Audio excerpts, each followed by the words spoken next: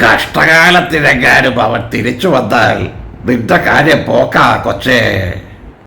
Big boss, ഞാൻ പുറത്താക്കപ്പെട്ടിട്ടുള്ളതാണെങ്കിലും ഒരു തവണ കൂടി അങ്ങ് എനിക്ക് ഇവിടെ നിൽക്കാൻ അവസരം തരികയാണെങ്കിൽ ജാസ്മിൻ്റെ പണിക്കൂറ്റം ഞാൻ തീർത്തു കൊടുക്കാം എന്ന് കഴിഞ്ഞ ദിവസം ഒരു ഗംഭീര ഡയലോഗ് രതീഷ് അണ്ണൻ, ഗസ്റ്റായിട്ട് വന്നിട്ടുള്ള രതീഷ് ബിഗ് ബോസിനോട് ക്യാമറയിൽ നോക്കി പറയുകയുണ്ടായി. കഴിഞ്ഞ ദിവസം ഒരു ടാസ്ക് കൊടുത്തിരുന്നു ബിഗ് ബോസ്, ഒരു മത്സരം കൊടുത്തിരുന്നു. അതിൽ ഒരു കിരീടം പോലെ ഒരു സാധനം തലയിൽ വെച്ച് അതിൻ്റെ അറ്റത്ത് ഒരു മണി, ആ മണി അടിക്കരുത്, ആ മണി നമ്മളുടെ തലയിളകിയിട്ട് ആ മണിയുടെ ശബ്ദം അല്ലെങ്കിൽ മണിയുടെ ഒച്ച ഉണ്ടാവരുത്. അവസാനം വരെ ആരാണ് മണിയുടെ ഒച്ച ഉണ്ടാക്കാതെ അടങ്ങി ഒരു ഭാഗത്ത് നിലകൊള്ളുന്നത് അവർ ജയിച്ചതായിട്ട് ബിഗ് ബോസ് പ്രഖ്യാപിക്കും. ഇതായിരുന്നു ഗെയിം. തുടങ്ങിയ ആദ്യം ഓരോ ആളുകൾ ഓരോ സ്ഥലത്തിരുന്നു. ഔട്ടായ ആളുകൾ അവരുടെ തലാനക്കാനും മറ്റേനുമൊക്കെ മേത്ത് തൊടാൻ പാടില്ല, അല്ലാത്ത രീതിയിൽ വർത്തമാനം പറഞ്ഞുകൊണ്ടും ചിരിപ്പിച്ചുകൊണ്ടും ഒക്കെ പലരും പലരെയും ഔട്ടാക്കി. അത് കഴിഞ്ഞിട്ട് കുറച്ച് നേരം കഴിഞ്ഞപ്പോൾ ബിഗ് ബോസ് പറഞ്ഞു, ഇരുന്ന് പറ്റില്ല, ഇനി നിന്നിട്ട് വേണം ഗെയിം കളിക്കാൻ, ഒരു സൈഡിൽ എവിടെയെങ്കിലും നിൽക്കുക, അനങ്ങാതെ നിൽക്കുക. അങ്ങനെ അവസാനം വരെ നിൽക്കുന്ന ആൾ ജയിക്കും. അതായിരുന്നു ഇന്നലത്തെ മത്സരം. അതിന് ഒരു എല്ലാ കാര്യങ്ങളും നോക്കി നടത്താനുള്ള ഒരു ആളായിട്ട് ബിഗ് ബോസ് നിർദ്ദേശിച്ചത് രതീഷിൻ്റെ പേരായിരുന്നു.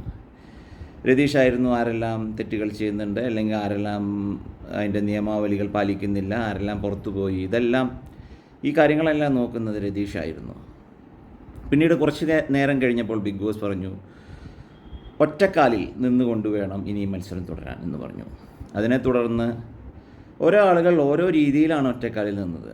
ചിലർ ഒരു കാല് രതീഷ് കാണിച്ചു കൊടുക്കുന്നുണ്ടായിരുന്നു കുറച്ച് നേരം കഴിഞ്ഞിട്ട്, ഒരു കാല് പൊക്കി മറ്റേ കാലുമ സപ്പോർട്ട് ചെയ്യാത്ത രീതിയിൽ മത്സരം തുടരണം എന്ന് പറഞ്ഞു. കുറേ ആളുകൾ ഒരു കാല് പൊക്കി മറ്റേ കാലിൻ്റെ മീതെ വെച്ച് പല രീതിയിലും അങ്ങനെയൊക്കെ സപ്പോർട്ട് ചെയ്ത് നിൽക്കുന്നുണ്ടായിരുന്നു. അപ്പോൾ അതിൽ തന്നെ മറ്റു മത്സരാർത്ഥികൾക്ക്, പുറത്തായവർക്കും അല്ലെങ്കിൽ പുറത്താകാത്തവർക്കും എല്ലാവർക്കും ഒരു കൺഫ്യൂഷനും, രതീഷ് പറഞ്ഞ ചില കാര്യങ്ങൾ വ്യക്തമായില്ല, അയാൾ ഓരോരുത്തർക്ക് ഓരോ നിയമങ്ങളാണ് കൊടുക്കുന്നതെന്നൊക്കെ പറഞ്ഞിട്ട് അങ്ങോട്ടും ഇങ്ങോട്ടും എല്ലാം വർത്തമാനം പറയുന്നുണ്ടായിരുന്നു. ഇതിനിടെ ജാസ്മിൻ ഔട്ടായതിനു ശേഷം ജാസ്മിൻ പറഞ്ഞു, നിങ്ങൾ ഈ നിയമം ഇപ്പോഴാണ് പറയുന്നത്, മറ്റു ആളുകൾ അല്ലെങ്കിൽ നോറ മറ്റൊരു കാലുമേ സപ്പോർട്ട് ചെയ്തിട്ടാണ് നിൽക്കുന്നത്, അത് നിങ്ങൾ കണ്ടില്ല, എന്നെ മാത്രമാണ് നിങ്ങൾ ടാർഗറ്റ് ചെയ്തിട്ട് പുറത്താക്കാൻ ശ്രമിച്ചത് അല്ലെങ്കിൽ പുറത്താക്കിയത് എന്നൊക്കെ പറഞ്ഞിട്ട് രതീഷുമായിട്ട് ഭയങ്കര വർത്തമാനം ഉണ്ടായി.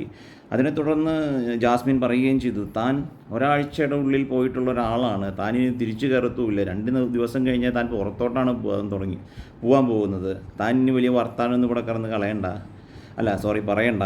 അങ്ങനെയുള്ള രീതിയിൽ രതീഷിനെ ഒരുപാട് ശകാരിച്ചു. രതീഷിനൊന്നും മറുപടി പറയാനില്ല. കാരണം രതീഷ് പുറത്തായ കണ്ടസ്റ്റൻ്റാണ്. താൻ 2 ദിവസം കഴിഞ്ഞ് താൻ ഇവിടുന്ന് പോവുമല്ലോ, താൻ ഇവിടെ കിടന്ന് വല്ലാതെ കാര്യങ്ങളൊന്നും ചിലക്കണ്ട എന്നുള്ള രീതിയിലാണ് ആ ഒരു അർത്ഥം വരുന്ന രീതിയിൽ അതിശക്തമായി തന്നെ ജാസ്മിൻ അദ്ദേഹത്തിനെ അല്ലെങ്കിൽ രതീഷിനെ ശകാരിക്കുകയുണ്ടായി. അപ്പോൾ രതീഷിന് ഇങ്ങനെ ഭ്രാന്ത് പിടിച്ചിട്ട് രതീഷ് ബിഗ് ബോസിൻ്റെ ക്യാമറയിൽ വന്നിട്ട് പറഞ്ഞ ഡയലോഗാണിത്, എനിക്കൊരു അവസരം കൂടി തരുമോ ബിഗ് ബോസ്, എന്നാൽ ഞാൻ ഈ വ്യക്തിയെ തേച്ചൊട്ടിക്കുന്നത് എങ്ങനെയാണെന്ന് വ്യക്തമായിട്ട് ഞാൻ നിങ്ങൾക്ക് കാണിച്ചു തരാം എന്നുള്ള ഒരു സ്റ്റേറ്റ്മെൻറ്റ് പറഞ്ഞുകൊണ്ടാണ് കഴിഞ്ഞ ദിവസത്തെ ബിഗ് ബോസ് അവസാനിച്ചത്. അപ്പോൾ ഇനി തുടർന്നുള്ള ദിവസങ്ങളിൽ രതീഷിനെ നിലനിർത്തുമോ എന്നൊന്നും നമുക്കറിയില്ല. നിലനിർത്തിയാൽ അവിടെ ഗംഭീരമായിട്ടുള്ള ഒരു അടി പൊട്ടാനുള്ള സാധ്യത കാണുന്നു. എന്തായാലും കാത്തിരുന്ന് കാണാം.